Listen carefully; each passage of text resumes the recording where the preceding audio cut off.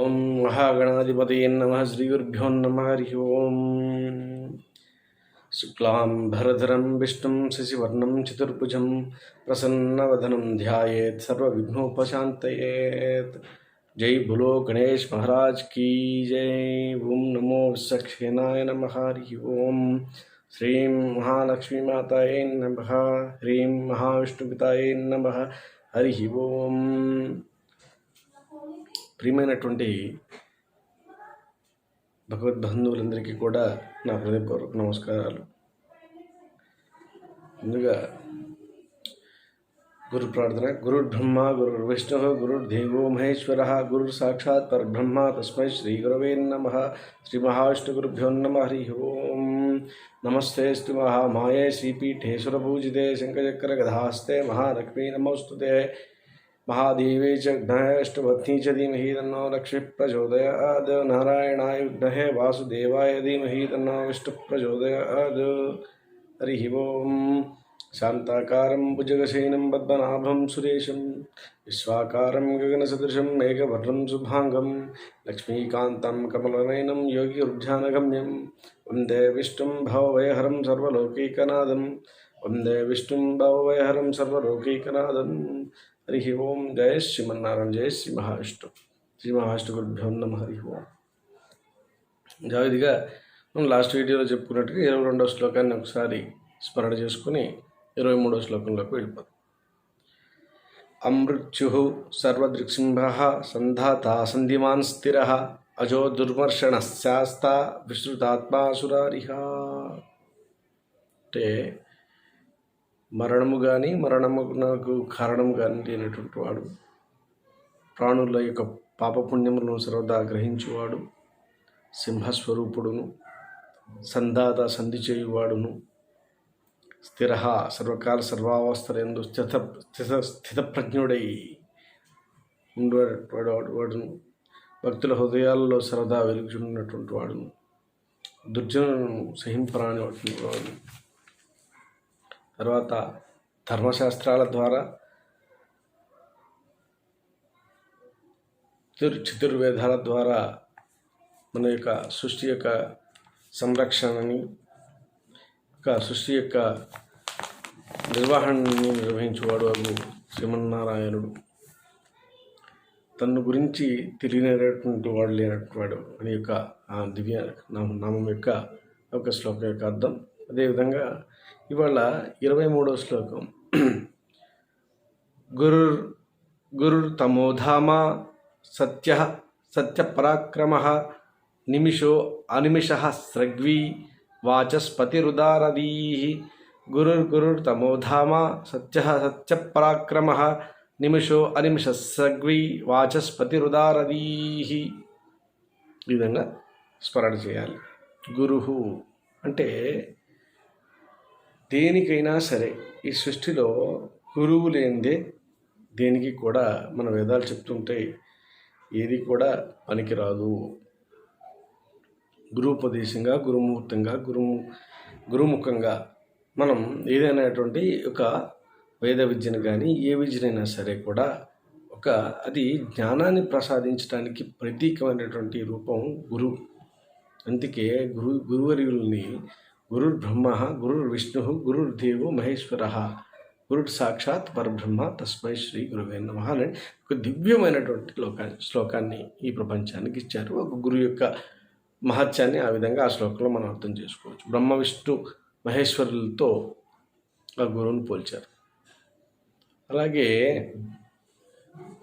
ఇక్కడ ఈ శ్లోకంలో గురువు యొక్క అర్థం ఏమిటంటే మనకి జ్ఞానబోధ వాడే కాక ఆత్మవిద్యను బోధించువాడు. ఆత్మవిద్య అంటే ఏంటండి? ఆత్మకు కూడా ఒక విద్య కావాలి. మనం 0 to LKG, nursery, LKG, 10th class, intermediate, degree, engineering, something doctor, MBBS, ఈ విద్యలన్నిటికీ కూడా మనందరికీ చెప్పే కదా, వివిధ రకాలైనటువంటి విద్యలకు వివిధ రకాలైనటువంటి గురువులు ఉంటారు. ఒక గురువుతో అన్ని విద్యలు రావు. ఒక్కొక్క గురువుకి ఒక్కొక్క విద్య వస్తుంది. తద్వారా మనం అనేక రకమైనటువంటి గురువులను మనం చూస్తుంటాం మన జీవితంలో. మనకు తెలియకుండానే చూస్తుంటాం. చిన్నప్పుడు స్కూల్లో చదువుకున్న మాస్టారు గురువు కదా, గురువే కదా. గురువుగారు నమస్కారం. అలాగే సంధ్యావందనం నేర్పిన గురువుగారు ఒక ఆయన, వేదం నేర్పిన గురువుగారు ఒక ఆయన, విష్ణు సహస్రం నేర్పించినటువంటి గురువుగారు ఒక ఆయన.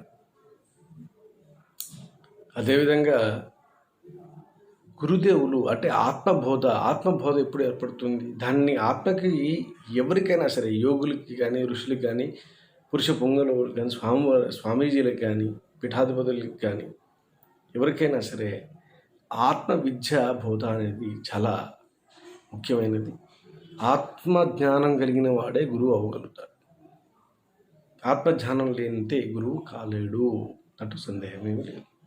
కాబట్టి ఆత్మ విద్యను బోధించువాడు, ఆత్మజ్ఞానాన్ని బోధించువాడు కాబట్టి స్వామివారికి గురువు అనేటువంటి నామం వచ్చింది.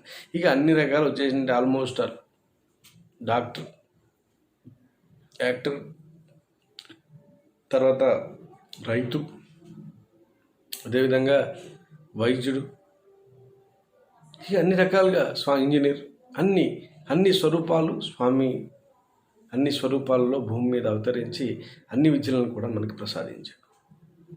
కాబట్టి విశ్వగురువు అని ఆయనకి ఎందుకు రాదండి గురువు? ఆయనే కదా. అన్నీ మనకు బతకడం నేర్పించింది కూడా ఆయనే. ఇలా బ్రతకాలి, ఈ విధంగా జీవించాలి, ఈ విధంగా మోక్ష మార్గాన్ని చేరుకోవాలి అనేటువంటి ప్రతిదీ కూడా మనకి జన్మనివ్వడమే కాకుండా, ఈ భూమి మీద మనం పుట్టించడమే కాకుండా, పుట్టించినందుకు ఎలా బ్రతకాలో కూడా నేర్పించాడు ఆయన, ఎలా బ్రతికించాలో కూడా నేర్పించాడు. కాబట్టి ఆయన సర్వ సృష్టికి కూడా గురువు అయ్యాడు. అదేవిధంగా గురుతమహ అంటే ఆత్మవిద్యా బోధకులకెల్లరకు గురువు అయినటువంటి వాడు. ఈ గురువులు, సద్గురువులు అంటే ఎగ్జాంపుల్ చిన్నజీయర స్వామి వారు, శారదా పీఠుల వారు, ఇలాగా ఒక పీఠాధిపతులకు, ఆత్మజ్ఞానాన్ని కలిగినటువంటి పీఠాధిపతులు గురువులకు, అదే కాక జగద్గురు శంకరాచార్యులు వారు, రామానుజాచార్యులు వారికి విశ్వగురువులు అన్నమాట. వాళ్లకు కూడా గురువు అయినటువంటి వాడు. సప్త ఋషులకి, యోగులకి, మహామునులకు కూడా గురువు అయినటువంటి వాడు. ఆత్మబోధ వాళ్ళకి కూడా ఆత్మబోధ చేసేటువంటి వాడు. కాబట్టి స్వామివారికి గురుతమహ అనేటువంటి నామం వచ్చింది. ధామ అంటే పరంధామ అంటాం కదా, ధామ. ఇక్కడ ఏం చెప్పాడంటే భక్తుల చేరదలుచు పరమోత్కృష్టమైనటువంటి స్థానమైనటువంటి వాడు. ప్రతి భక్తుడు ఏం కోరుకుంటాడండి? ఫస్ట్ డబ్బు కావాలి, ఉద్యోగం కావాలి, డబ్బు కావాలి, పెళ్ళి కావాలి, పిల్లలు కావాలి, ఇల్లు కావాలి, కారు కావాలి, బంగ్లాలు కావాలి, ఫ్యాక్టరీలు కావాలి, ఇక తర్వాత అధికారం కావాలి, ఆ తర్వాత ఇక రకరకాల కోరికలతో కోరికలన్నీ తీరిపోయినటువంటి తర్వాత ఇంకొకటి కావాలి, ఏంటిది? మోక్షం. కానీ గురువులు ఎంత గొప్పవాళ్ళంటే ఏమీ ఆశించకుండా విద్యను బోధిస్తారు, ఆత్మజ్ఞానాన్ని బోధిస్తారు. కాబట్టి గురువర్యుల్ని వాళ్ళకి ఇవాళ మనం అనుకుంటాం, ఇవాళ ఒక 100 రూపాయలు దక్షిణ ఇచ్చో, లేదంటే ఒక 1000 రూపాయలు చందా ఇచ్చో వాళ్ళ రుణం తీరిపోయింది కాదండి. వాళ్ళు చెప్పినటువంటి ఎంతో జ్ఞానం, వాళ్ళ అపారమైన కృషి, వాళ్ళ జీవితాలను బలంగా పెట్టి త్యాగాలను చేసి వాళ్ళ కోరికలన్నింటినీ కూడా ఛేదించి పంచేంద్రియాల ద్వారా ఛేదించి వాళ్ళ జీవితాలనే త్యాగం చేసి ఎన్నోటువంటి వేదాలను నేర్చుకుని, ఉపనిషత్తులు నేర్చుకుని, పురాణాలు, ఇతిహాసాలు నేర్చుకుని ఆ యొక్క జ్ఞానాన్ని మనకి అవలీలగా మనకు అర్థమయ్యే రీతిలో వివరిస్తూ చెప్తూ ఉంటారు. ఎన్ని కోట్లు ఇస్తే తెలుస్తుందండి? చదువు, ఒక విష్ణు సహస్రాన్ని అనర్గళంగా ఆపకుండా చదువు, ఈ జ్ఞానం అంటే ఇక్కడ తెలిసిపోతుంది. దాన్ని అర్థం చేసుకోకపోయిన సంస్కృతంలో ఏముంది, అక్కడితో నీ సత్త తెలిసిపోతుంది. అలా కాదే, ఎంతో వ్యయ ప్రయాసాలకు వచ్చి దీక్షలు చేసి, ఉపవాసాలు చేసి, స్వామివారిని శరణాగతి చేసి, జగన్మాత మహాలక్ష్మి వారి జ్ఞానాన్ని కోరి, అష్టలక్ష్మి అండి, ఏదైనా సరే స్వామివారి కంటే ముందు అమ్మవారి అనుగ్రహం కావాలి. అష్ట కష్టాలకి ఆవిడే, అష్ట ఐశ్వర్యాలకు కూడా ఆవిడే దిక్కు. విద్యాలక్ష్మి, విజయలక్ష్మి, ధైర్యలక్ష్మి, సంతానలక్ష్మి, సౌభాగ్యలక్ష్మి, ఆదిలక్ష్మి, అంతా ఆవిడ. కాబట్టి ఆ అమ్మవారు అందుకే నేను చెప్తుంటాను, శ్రీమన్నారాయణ జై శ్రీమన్నారాయణ జై శ్రీ మహావిష్ణు. అమ్మవారితో కలిపి స్వామివారిని ప్రార్థన చేయాలి. అదేవిధంగా ధామహ అంటే ఈ కోరికలన్నీ తీరిపోయిన తర్వాత మానవుడు ఒక కోరిక మిగిలిపోతుంది. అరే స్వామివారిని సందర్శించుకోవాలను, లేదంటే స్వామివారిలో ఐక్యమైపోవాలో అనేటువంటి ఒక జిజ్ఞాస ఒక ప్రతి జీవికి కూడా, ప్రతి ఒక్క మానవుడికి కూడా ఉంటుంది. దానివల్ల అది అంటే ఏదైతే చిట్ట చివరికి కోరిక ఉంటుందో అది కూడా తానే, ఆ గమ్యస్థానం కూడా తానే అయినటువంటి వాడు. కాబట్టి స్వామివారికి ధామ, పరంధామ అనేటువంటి దివ్యమైన నామం వచ్చింది. సత్య, సత్యస్వరూపుడును. సృష్టిలో నాకున్న పరిజ్ఞానంలో చెప్తున్నాను, ఎప్పటికీ కూడా అసత్యము పలకనటువంటి వాడు అనంత కోటి జీవరాశుల్లో కానీ, విశ్వంలోనంటి అనంత కోటి దేవతల్లో కానీ ఒకరే ఒక్కరున్నారు, ఆయనే శ్రీ మహావిష్ణువు. ఎప్పుడు కూడా అసత్యం అనేది పలకడు. దాంతోపాటు మహాభారతంలో చెప్పినటువంటి, భగవద్గీతలో చెప్పినట్టుగా ముగ్గురు ఉన్నారండి ప్రముఖమైనటువంటి ప్రధానమైన దేవతలు. యమధర్మరాజు, సత్యహరిచంద్రుల వారు, ధర్మరాజు. వీళ్ళు అబద్ధం చెప్పడానికి, అనర్హులని అనొచ్చు, ప్లస్ అబద్ధం చెప్పరు. అనర్హులని కాదు, చెప్పరు. వాళ్ళు చెప్తే ఏమవుతుందంటే ప్రపంచం సృష్టి తలకిందులో, అది ఒక పరమార్థం ఉన్నది దాన్ని. అదేవిధంగా మహాభారత యుద్ధ సంగ్రామంలో జరిగినప్పుడు అశ్వత్థామ అతహ కుంజరహ అనేటువంటి పదాన్ని పలికించారు స్వామివారు. అధర్మ మార్గంలో ఏం నిరపలేదు. పాండవులు చేసేది రాజనీతి, అది రాజనీతి. దానికి గుర్తు చేశారు. అలాగా భీముడి చేత అశ్వత్థామ అది అనేటువంటి గజాన్ని చంపించేసేసి మహాభారత యుద్ధ సంగ్రామంలో ద్రోణాచార్యులని ఎదుర్కోలేకపోతున్నారు పాండవులు. ఆయన యొక్క బాణాస్త్రాలకు వీళ్ళు తట్టుకోలేకపోతున్నారు. వీళ్ళ యొక్క బాణాస్త్రాలు పని చేయట్లా. వీళ్ళ సైన్యం అంతా అంతరించిపోతున్నది. వీళ్ళ శక్తి సరిపోవట్లేదు. ఏం చేయాలి తెలియదు. రైట్, ఈ పని చేయి. తన కొడుకు చనిపోయాడు. అశ్వత్థాముడు ఎవరు? ద్రోణాచార్య యొక్క పుత్రుడు. తన కొడుకు చనిపోయాను కానీ దిగాలు పడిపోయి బాణాన్ని కింద పడేస్తాడు. అర్జున, సమయం వచ్చింది వేసేయి, జనన్స్ మ్యాటర్. ఆనాడు నీ భార్య యొక్క వస్త్రాన్ని తీస్తున్నప్పుడు నువ్వు ఈ ద్రోణాచార్యులు వారు నీ గురువే కాదని అనట్లే. ఏమన్నా అడ్డొచ్చాడా? ఆపలే కదా.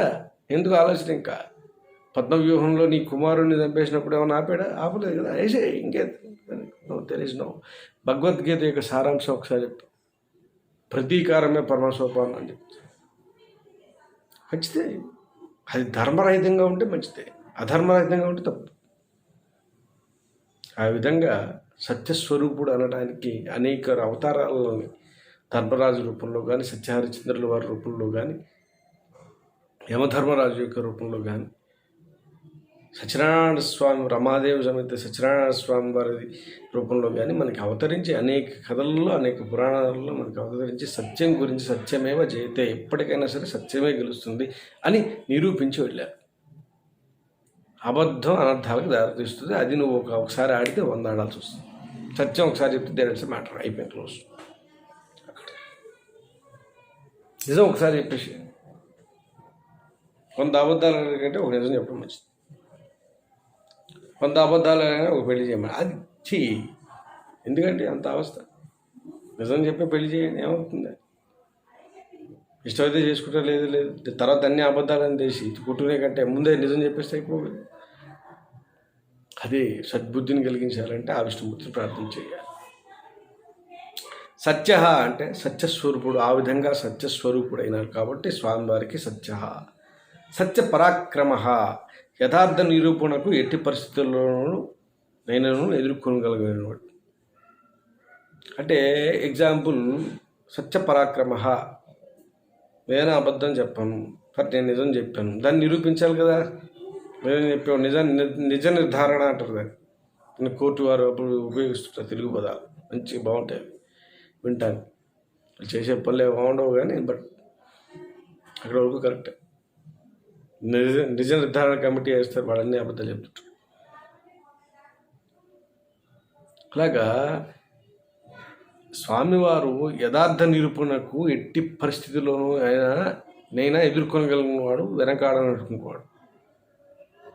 ఎగ్జాంపుల్ మన వినాయక చవితి వ్రతకల్పనలో చెప్పిన విధంగా సమంతకమణి దొంగిలించావని చెప్పేసి ఆ రాజు స్వామివారి మీద ఆభాండం వేస్తే, ఆభాండం కూడా చంద్రుని పాలనలో చూసినందుకు వస్తే దాన్ని నేను దొంగిలించలేదు ఆయన అనడానికి ఒక రీజన్ ఉన్నది. శ్రీకృష్ణ పరమాత్మ సమంతకమణిని అడిగారు ఒకసారి ఆ మహారాజుని.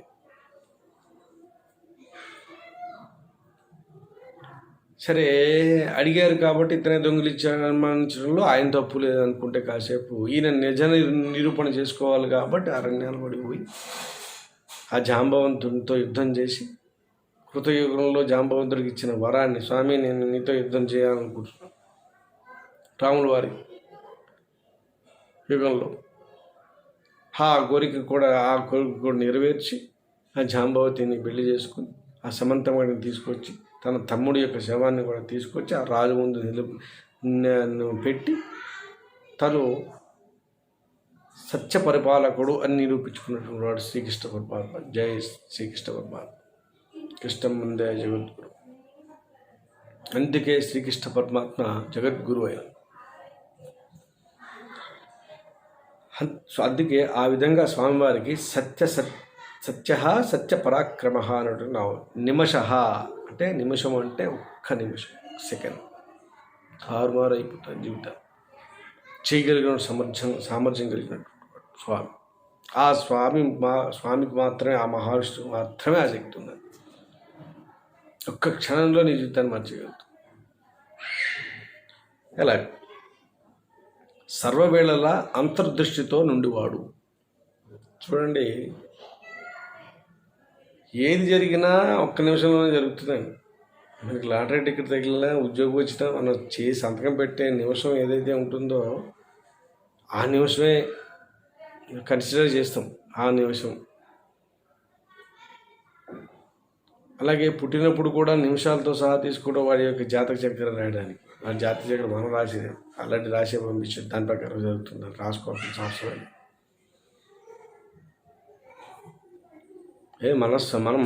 మన మనస్తృప్తి కోసం జ్యోతిష్యాన్ని, ఆస్ట్రాలజీని, పామిస్ట్రీని తెలుసుకున్నావు, ఇది ఇలా జరుగుతుంది అంటారు. ఆపగలుగుతావా? ఆపే శక్తి ఉన్నదా? లే కదా. తెలుసుకోవడం దానికి ఈ పని నువ్వు చేసుకో, మంత్రం చేసుకో, నారాయణ మంత్రం చేసుకో, అదే జరుగుతున్నావు. నువ్వు ఏది నువ్వు టార్గెట్ పెట్టుకుని దాని ప్రకారం వెళ్ళు, ఆయన మీద భారం వేసేసి.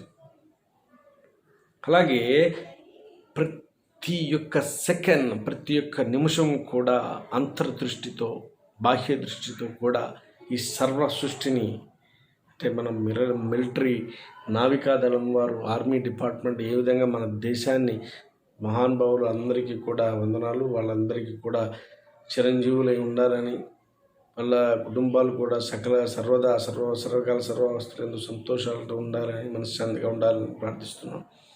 ఎందుకంటే మనం ఇవాళ ఈనాడు హాయిగా యూట్యూబుల్లో, ఆర్ట్యూబుల్లో, ఫేస్బుక్లో అక్కడ ఇక్కడ ఇష్టమైనట్టు ఆనందంగా వాట్సాప్లో టైం గడుపుతున్నాం, ఏదో సేఫ్టీగా తిరుగుతున్నాం, బజార్లో ఇష్టం వచ్చినట్టు తింటున్నాం, ఇష్టం వచ్చినట్టు తిరుగుతున్నాం అంటే దానికి బలమైన కారణం వాళ్ళే.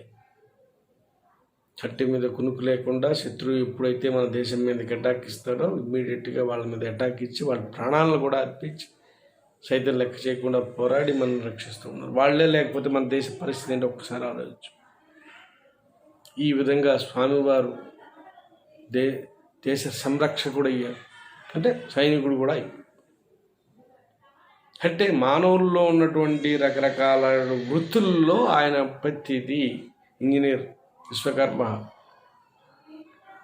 అలాగే నిమిష అనేటువంటి అర్థంలో సర్వవేళలా అంతర్దృష్టితో నుండివాడు, చూస్తూనే ఉంటాడు సృష్టినిలాగా. మనం అనుకుంటాం స్వామివారు పడుకుంటారు, నిద్రపోతారు, అమ్మవారు కాళ్ళు నొక్కుతుంది. స్వామివారు చూస్తూనే ఉంటారు. ఇన్ని పనులు చేస్తున్నారని చెప్తున్నారు. కంఠశోష చెప్తూ ఉన్నారు కదా, ఇన్ని పనులు చేస్తూ ఉంటారు, ఈ నామాలలో ఈ రూపాల్లో చేస్తూ ఉంటారు పర్యవేక్షణ. ప్రతిరోజు ప్రతి క్షణం, ఒక్క క్షణం కూడా తీరికలేదండి స్వామివారికి. నమ్ముతారు. For example, as a sales మేనేజర్గా నేను 10 రిపోర్ట్లు తయారు చేస్తాను.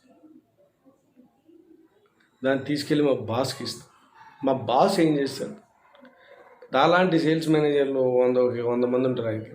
వాళ్ళందరూ రిపోర్ట్లు కలెక్ట్ చేసుకుని దాన్ని కన్సాలిడేటెడ్ రిపోర్ట్ తయారు చేసి ఆయన బాస్ దగ్గరికి వెళ్తారు. ఆయనకి ఇట్లాంటి వాళ్ళు 100 మంది ఉంటారు. వాళ్ళందరూ రిపోర్ట్ కన్సాలిడేట్ చేసి ఇంకా సుప్రీం ఆఫీసర్ దగ్గరికి వెళ్తారు, ప్రెసిడెంట్ దగ్గరికి వెళ్ళి ఆ ప్రెసిడెంట్ దగ్గరికి కన్సాలిడేటెడ్ రిపోర్ట్ పట్టుకుని కొత్త పద్ధతి ఈ రిపోర్ట్లన్నీ కూడా చూస్తూ ఉంటారు. అలాగే ప్రతిరోజు ప్రతి క్షణం ప్రతిదీ కూడా ఎవరో ఒకళ్ళకి అపాయింట్మెంట్ ఇస్తూనే ఉంటారు. ఎవరో ఒకళ్ళకి వాళ్ళ వారి పరిపాలనా విధానం ఏ విధంగా ఉన్నది ఏంటనేది చూస్తూనే ఉంటారు. దాని లెక్క చెప్తూనే ఉంటారు. ఇది ఇలా చేయని ఆజ్ఞలు చేస్తూనే ఉంటారు. ఏ నిమిషం ఖాళీ ఉండదండి. అయితే మరి ఎప్పుడు మన అనుగ్రహిస్తారు? రైట్, మనం అనుగ్రహించడానికి ఈ సృష్టి కార్యక్రమాన్ని, సృష్టి యొక్క పోషణకి పరిపాలన చేసేది. 100వ శ్లోకంలో చెప్తారు, అనంత రూపో అనంత శ్రీ ఏర్జితం అన్యుర్వయాపహ చతుర్శో గవీరాత్మా విదిశోభ్యాదిశోత్స్య. బ్రహ్మ ఉవాచ నమో స్వరంతాయ సహస్రమూర్తయే సహస్రపాదాక్షి శ్రోరుబాహువే సహస్రనామ్నే పురుషాయ సహస్రనామ్నే పురుషాయ సహస్రకోటి ఉదాహరణే నమః.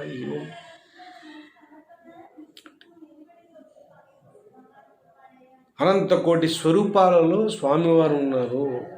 కాబట్టి ఆయన యొక్క స్వరూపం, ఒక స్వరూపం లెక్కలు తీసుకుంటూ అడ్మినిస్ట్రేషన్ చేస్తూ ఉంటే ఇంకో రూపంలో నీ కోసం వస్తాడు. నువ్వు ప్రార్థన చేస్తావు. ఆయనకి ఏమైనా తలుచుకుంటే ఎన్ని రూపాయలైనా దాల్చగలుగుతాడు. ఈ విధంగా స్వామివారికి నిమిషః అనేటువంటి నామం లభించినది. అనిమిషః, పరమసాక్షిగా సదా జాగరూకుడై ఉండేవాడు. అంటే అంతర్దృష్టితో కూడా చూస్తుంటాడు. కళ్ళతో చూడటమే కాదు, అంతర్దృష్టితో ఎలాగంటే పంచేంద్రియాలలో మనలో నిమగ్నమై ఉన్నాడు కదా. హృదయం కానీ, కళ్ళు, ముక్కు, చెవులు, నాలిక, నోరు, ఈ విధంగా మెదడు, మనస్సు, బుద్ధి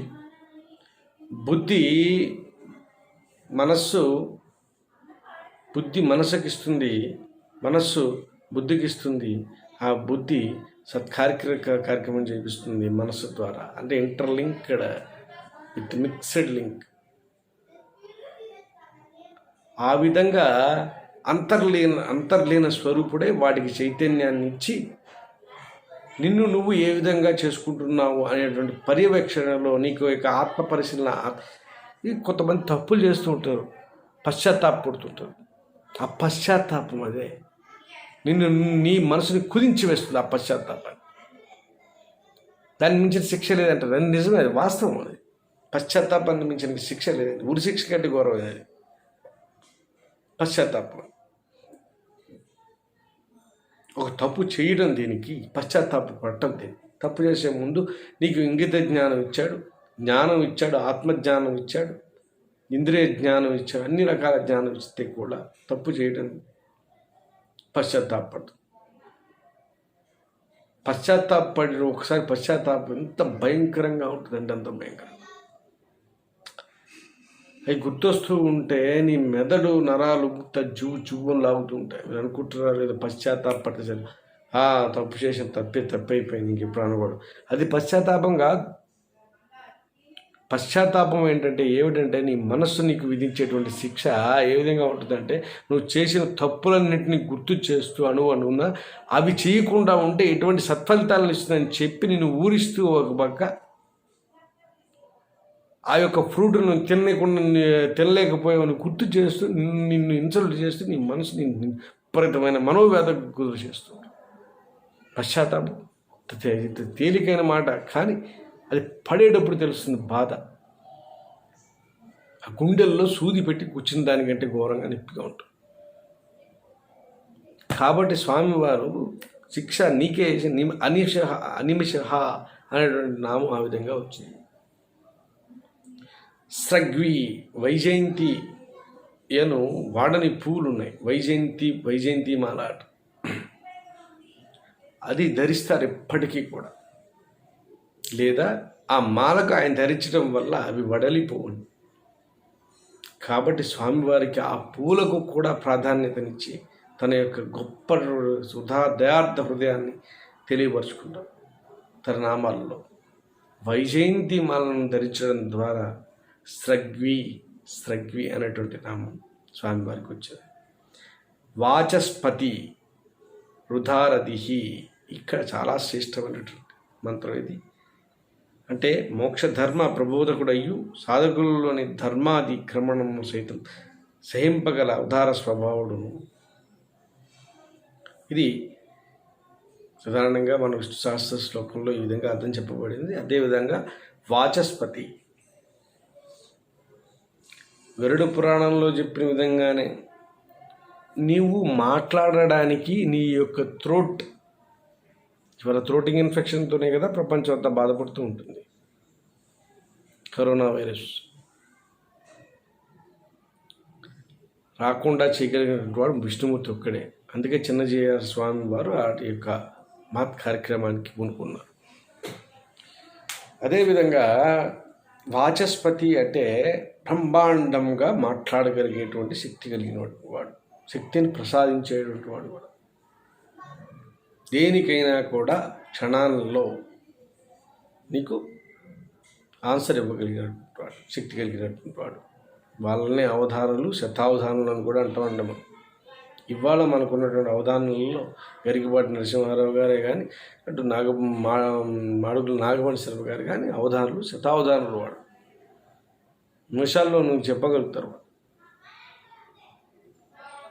హృదారధీహి అంటే ఉదారము అనేటువంటి, రుధారధి అంటే ఉదారమైనటువంటి స్వభావం కలిగిన. నువ్వు ఎన్ని తప్పులైనా చెయ్యి, స్వామి తప్పు చేసి క్షమించండి, ఇంకెప్పుడు చెయ్యండి, సద్బుద్ధిని ప్రసాదించండి ప్రభు అని నువ్వు శరణాగతితో కనుక ప్రార్థన చేస్తే స్వామివారు డెఫినెట్గా నిన్ను క్షమిస్తారు, నీ యొక్క పాపకర్మను తొలగిస్తారు. అది ఈ యొక్క శ్లోకం యొక్క అర్థం. కాబట్టి అగు శ్రీమన్నారాయణకి శిరసా మనస నమస్కారం చేసు. జయ శ్రీ మహావిష్ణు. గురుర్తమోధామా సత్య పరాక్రమ నిమిషో అనిమిషస్రగ్వీ వాచస్పతిరుదారధీ. యదక్షర పదభ్రష్టం మంత్రాహీనంతు క్రియాహీనంతు యద్భవేత్ తత్సర్వం క్షమ్యతాం దేవ. లక్ష్మీనారాయణ నమోస్తుతే. కాయేన వాచా మనస్తేంద్రియర్వా బుద్ధ్యాత్మనా వా ప్రకృతే స్వభావాత్ కరోమి యజ్జస్సకలం పరస్మై నారాయణాయేతి సమర్పయామి. లక్ష్మీనారాయణాయేతి సమర్పయామి అంటే మనం చేసుకునేటువంటి వ్రతంలో కానీ పూజలో కానీ మనకేమనిపిస్తుంటే ఐఎమ్ వెరీ పర్ఫెక్ట్. దేంటో పర్ఫెక్ట్? తప్పులు దొరుకుతూ ఉంటాయి. మనం మాట్లాడేటప్పుడు కానీ స్మరణ చేసేటప్పుడు కానీ సంస్కృతం కాబట్టి మనకి అంత ఫ్లూయెంట్ లాంగ్వేజ్ కాదు కాబట్టి సమ్ మిస్టేక్స్ విల్ హ్యాపెన్. కాబట్టి స్వామివారిని మనం అడుగుతాం, తప్పులు కనుక చదివి ఉంటే క్షమించి దాన్ని సరిచేయండి ప్రభు ప్రార్థన చేయడం. ఏ పూజ చేసినా సరే ఆ విశ్వక్షేణుల వారిని ప్రార్థించి విఘ్నేశ్వరుణ్ణి, జగన్మాత లక్ష్మీమాతను ప్రార్థన చేసి మహావిష్ణు పాదాల ప్రార్థన ప్రారంభించారు. సర్వే జనా సుఖినో భవంతు. ఈ విధంగా ముందుకెళ్ళండి. 23వ శ్లోకం ఇవాళ సమాప్తం చేసుకున్నాం. రేపు 24వ శ్లోకానికి వెళ్తాం. చాలా విశిష్టమైనది 24వ శ్లోకం. నేను చెప్పిన విధంగా మరి ఇంకొకసారి చెప్తున్నాను. ఓం నమో నారాయణాయ, ఓం నమో భగవతే వాసుదేవాయ, ఓం నమో లక్ష్మీనారాయణాయ, ఓం నమో శ్రీనివాసాయ, సంకర్షణాయ, అనిరుద్ధాయ, ప్రద్యుమ్నాయ నమః, నారసింహాయ నమః, అవ్యంగాయ నమః, ఓం నమో రుద్రోః, ఓం నమో వాచస్పతియే నమః, ఓం నమో సురారిహాయ నమః, అచ్యుతాయ నమః, జనార్దనాయ నమః, ఓం నమో భూతాత్మాయ నమః, ఓం గురువే నమః. ఈ విధంగా ఒక్కొక్క శ్లోకానికి ఒక్కొక్క నామానికి దివ్యమైనటువంటి శక్తులు ఉంటుంది. మీకు ఏ శక్తి కావాలి, మీకు ఏది లోటు ఉన్నది, మీరు ఫస్ట్ మిమ్మల్ని మీరు అనాలిసిస్ చేసుకుని ఆ నామాన్ని బట్టి ఆ ఒక్క నామాన్ని చేసుకుంటా పోతారు. గురు ప్రార్థన చేసుకుని శ్రీ మహావిష్ణు గురుభ్యో నమః అనుకుంటూ ప్రారంభించడం చేయాలి. గెలిచ మ్యాటర్. అట్లాగే వీలైతే విష్ణు సహస్రం మొత్తం, లక్ష్మీ అష్టోత్తర సహిత విష్ణు సహస్రం మొత్తం చదవడానికి ప్రయత్నం చేయండి. కాకపోతే మాత్రం ఈ విధంగా నామస్మరణ చేయండి. శ్రీనివాస అనేటువంటి నామాన్ని నిరంతరం చేయడం ఉత్తమవుతుంది. ఎందుకంటే మనకి మెయిన్ కావాల్సిన తినడానికి ఏదైనా చేసినా ఆ శ్రీనివాసుడికి కటాక్షాలు ఉండాలి. శ్రీనివాస సదా జగన్మాతతో ఉన్నటువంటి మహావిష్ణువు కరుణించు ప్రభు అని దాని యొక్క అర్థం. జయ శ్రీ మహావిష్ణు. సర్వే జనా సుఖినో భవంతు. జయ శ్రీ మహావిష్ణు.